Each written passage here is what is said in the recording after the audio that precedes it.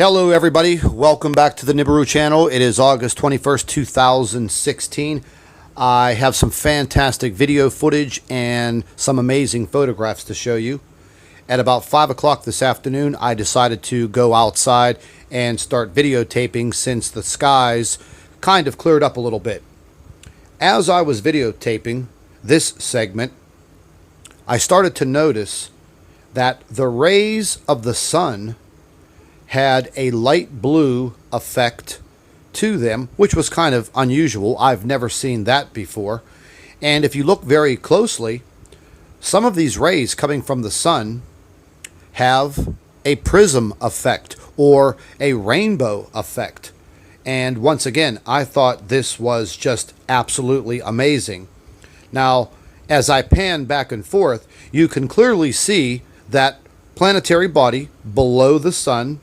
And naturally, for all of you lens flare fanatics, you can see the bright pink lens flare to the lower left. Now, at the time I was videotaping, the government started to chemtrail.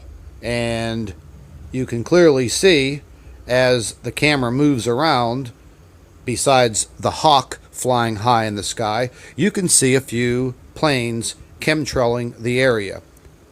Shortly after I was done videotaping, the clouds became just overwhelming. The sun was completely blocked out.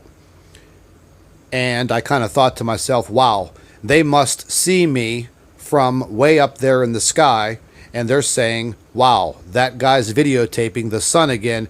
We better start chemtrailing and cover this planet up. But anyways, enough fun and games. I came to a conclusion today, and that was only after I took a series of photographs looking through a little bit of a thermo imaging application so I can get a clearer view of what exactly is underneath the sun. Later on in this presentation, I'm going to show you my hypothesis, and you guys are free to comment on it and let me know what you think. But at this time during the video, I was waiting for that large cloud formation in the lower right hand corner of the video to move closer and closer to the lower part of the sun. I just wanted to prove that it is not a lens flare below the sun, because if it was a lens flare, the lens flare would appear on the outside of the cloud, clearly visible in the video. And as you're watching the video now, you can clearly see the cloud is covering the planet directly underneath the sun. Now, once again, if you look very closely at the rays of the sun, they have a very unusual prism effect, and it is having the same effect on the cloud formation to the lower right hand side. When I was viewing the video, I can clearly see this very, very well. The next series of photographs were taken with a red lens filter. You can clearly see the planet directly below the sun. However, this is what blew my mind.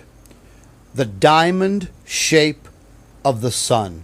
Something that I've never seen before.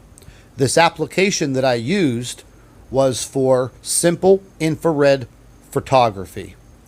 The sun does not have a diamond shape reflection. I just read an article the other day about the government using and developing an artificial sun. Is it possible that the government is using this artificial sun technology?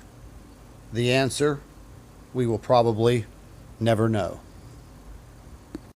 In the next series of photographs, I used a thermal application for the photographs, and this is when I discovered something that I've not seen before. If you look very closely at the planetary body below the sun, it looks rather large. However, I am able to see a smaller planet in the middle. I believe now, wholeheartedly, that NIBIRU is directly below and behind the sun. The sun reflects and shines onto the planet, producing this large pink halo around the planet. Now, remember, the planet is made up mostly of iron and nickel, therefore giving the planet that pink or reddish cast. Later on in these photographs, I have placed a blue dot where I believe the planet is situated directly underneath the sun. And once again, as the sun reflects onto the planet, it produces this very large pink halo. Now, as we view the next series of photographs, you're going to see what I was just referring to. If you look very closely at the pink planet below the sun, you can clearly see that there is a planetary body directly in the center of the large pink sphere. Now, the next series of photographs, I have placed a blue dot where I believe the planet is located. The blue dot is just about the size of the planet. I've also done the same thing with a few of the thermal pictures because I was able to see this small planetary body right below the sun. It was disguising itself over the past few weeks as a very large planetary body below the sun. Now, I think that I've figured it out. The sun is definitely reflecting onto the planet because the planet is at a lower position under the sun and behind the sun. There's absolutely no doubt, folks. There is something in our skies. I wish that I knew what it was 100%.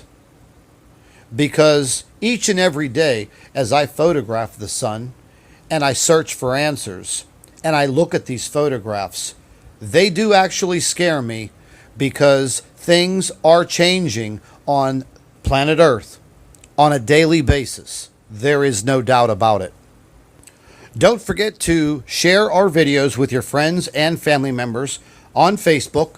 And if you've not subscribed to our channel, please do so at the end of this video. And once again, as I always say, keep an eye in the sky.